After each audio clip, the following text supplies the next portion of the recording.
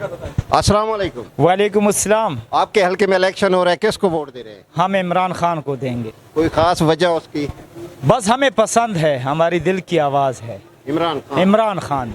आप किसको दे रहे हैं? इमरान खान खास सच बोलता है। अच्छा जी, मेहरबानी। अस्सलाम वालेकुम।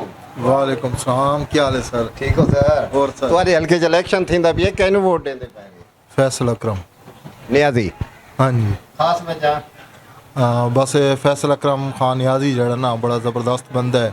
ਤੇ ਵੈਸੇ ਨਾ ਉਹਨਾਂ ਨਾਲ ਮੇਰੀ ਇੱਕ ਦਫਾ ਨਾ ਇੱਕ ਸ਼ਾਦੀ ਤੇ ਮੁਲਾਕਾਤ ਹੋਈ ਸੀ ਤੇ ਉਹਨਾਂ ਦੀ ਜਿਹੜੀ ਸ਼ਖਸੀਅਤ ਹੈ ਨਾ ਉਸ ਤੋਂ ਮੈਂ ਮੁਤਅਸਰ ਹਾਂ।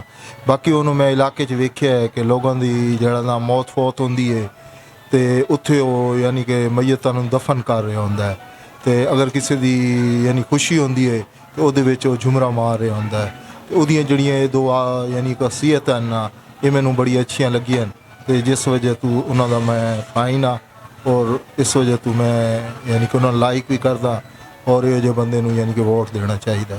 ठीक है साहब, बड़ी मेहरबानी।